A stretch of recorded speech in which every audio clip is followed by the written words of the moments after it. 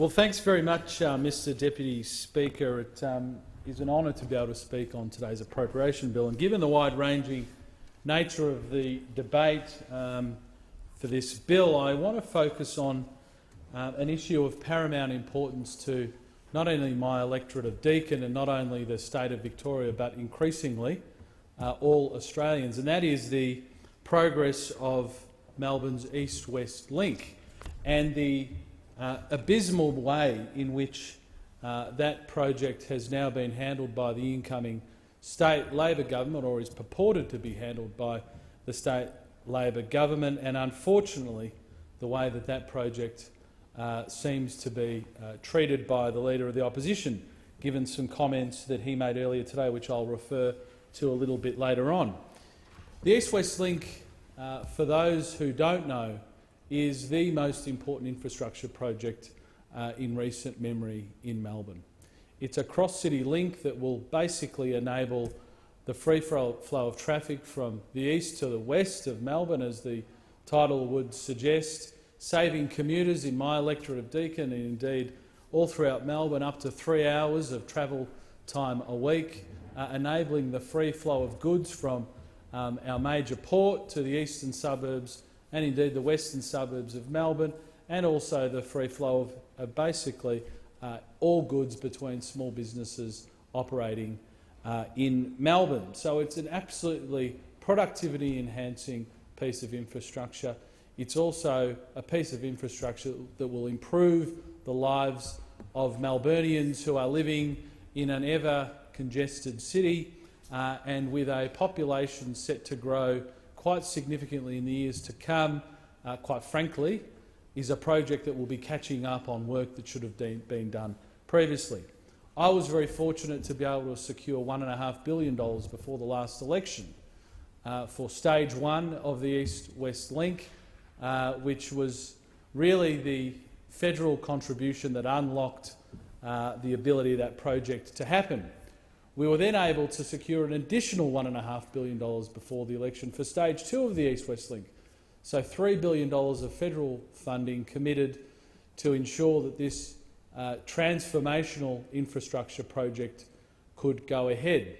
On the basis of that very generous commitment, the former state government committed with a consortium to proceed with the project, and where we are now is that the project is shovel-ready, it's fully funded, with contributions committed from the federal and former state government and obviously private operators. The problem is now, though, that the state Labor Party is committing to tear up the contracts and potentially open up Victorian taxpayers to hundreds of millions, if not over $1 billion of compensation, not to build the East-West Link. So it's quite extraordinary, but we now have a state government, a state Labor government, which has said, no thank you, we don't want the $3 billion that the federal government's committed to the East-West Link. And not only are we going to say we don't want that $3 billion commitment, we're actually going to cancel a contract that we said before the election wasn't worth the paper it was written on. We know that was a lie, but we will cancel a contract and pay potentially over $1 billion not to build the East-West Link, a piece of infrastructure that the Labor Party has championed for many years, all the way back to 2008, in the 2008 Eddington Review, which was commissioned by the former state Labor Party under John Brumby. And in the submissions to the Eddington Review, there was a very good submission from the Australian Workers' Union. And the key submitter here was Bill Shorten, the National Secretary, where they absolutely supported the East-West Link and said it was crucial to the future development of Victoria and was key to the economic prosperity of Victorians. Well, Bill Shorten, now Leader of the Opposition, was right when he said that. But also after he entered Parliament in 2008, when he was the member for Maribyrnong, he co-signed another submission to the East-West Transport Options Review. Again, supporting the East-West Link, saying that he and the other members that wrote this submission support a cross-city road link from the western suburbs to the Eastern Freeway. That's called the East-West Link. But today, quite extraordinarily, I've been waiting for this moment for a while, because we all know the bumbling leader of the opposition just bloviates and waffles and pulls up pointless historical references, as we all heard on John Fain last week, and basically gets through interviews without saying a thing.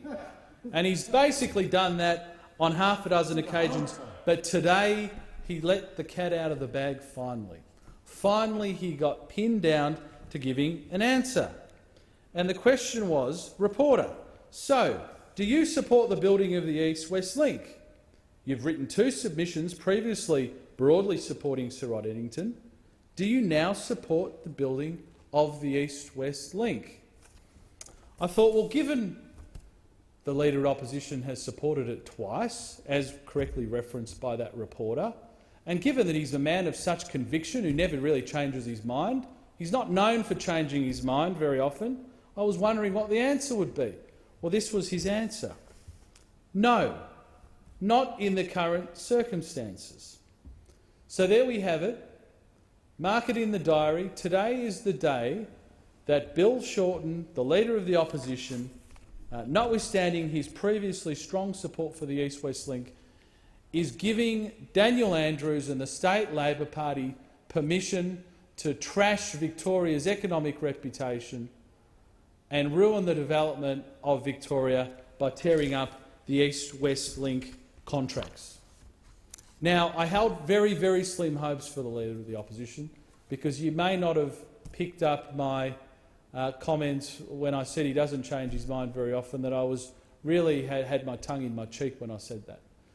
We all know he does change his mind on a far too regular basis. Just ask Kevin Rudd or Julia Gillard. But I was hoping he'd pick up the phone to Dan Andrews and say, Dan, this is not just a Victorian problem.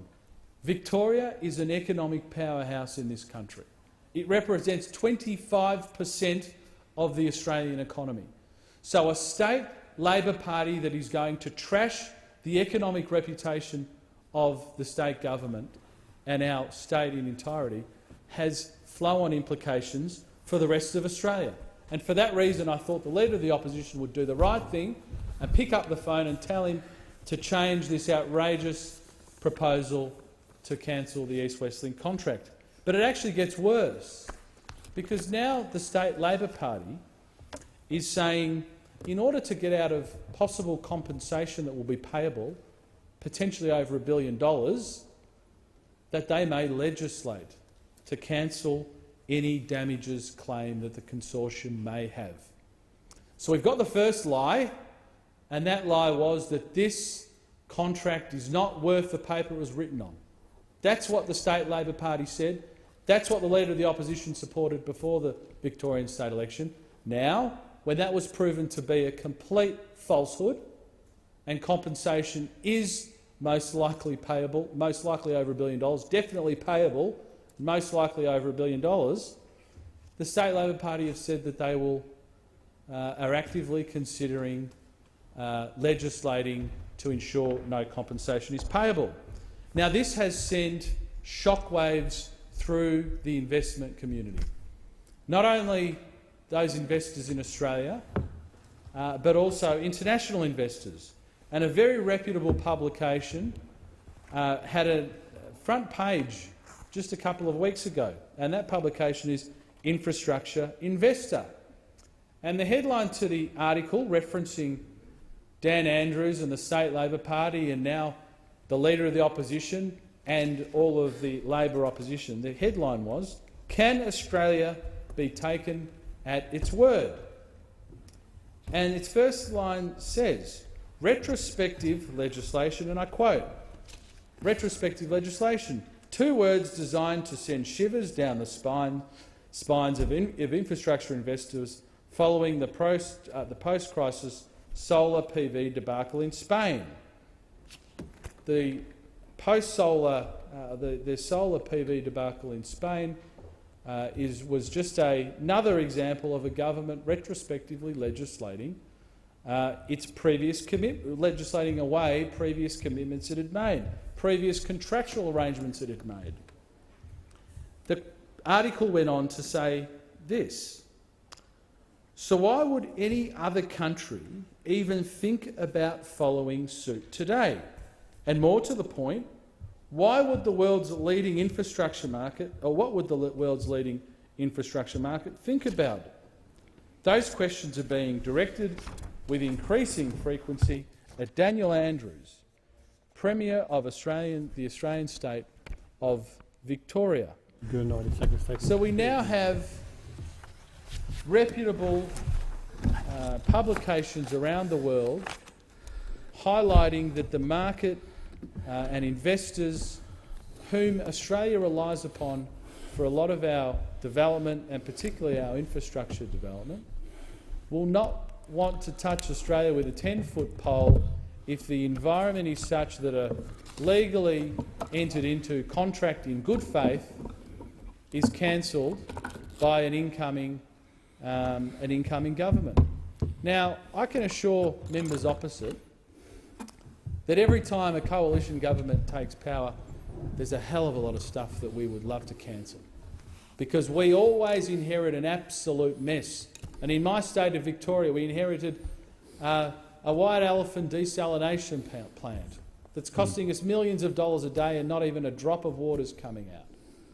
We inherited a marketing ticketing system on our public transport system that, quite frankly, is moribund. But so much money was invested in those, it was not prudent, it was not within the interests of taxpayers for those contracts to be cancelled. So we didn't, even though we, to our core, to this day, dislike those projects. But here we've got a project which, in addition to the congestion saving, the time savings for commuters, will also create nearly 7,000 jobs during the construction phase of the project. It will be the economic shot in the arm that Victoria needs.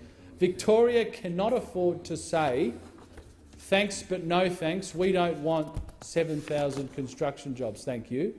And that's what the State Labor Party is doing, and that's what this Leader of the Opposition has today endorsed. So we are now in a situation where we're absolutely on the edge of a cliff. And I appeal to the few sensible people in the Labor Party, and I know there are lots of Labor Party people who are shaking their heads at the thought that that they would trash Victoria's reputation like this. I appeal to them. Speak to Dan Andrews, speak to the Leader of the Opposition and tell them this would be an absolutely disastrous decision for the Victorian economy. I would also recommend everybody get behind our campaign. Recently we launched the Build the Link campaign, buildthelink.com.au, and we have nearly 20,000 signatures in a couple of weeks. It's been absolutely extraordinary, the reception that we've got from the electorate. Victorians want the East-West Link, and even more so, they absolutely weep at the thought that a disgraceful Labor Party would spend over $1 billion of taxpayers' money not to build a piece of infrastructure that's going to future-proof our city, given that we're already congested and Victoria is projected to grow quite significantly over the next 5 to 10 years, and it's going to affect the lives of everybody, not just people in my electorate of Deakin. Sure, people in the eastern suburbs of Melbourne will be hit the hardest.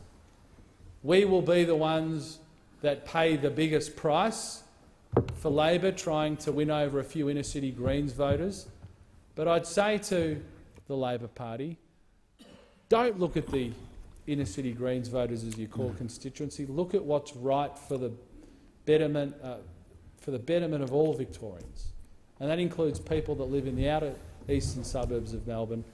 So I say to Bill Shorten, I say to Dan Andrews, walk away from this ridiculous position and build the east-west link.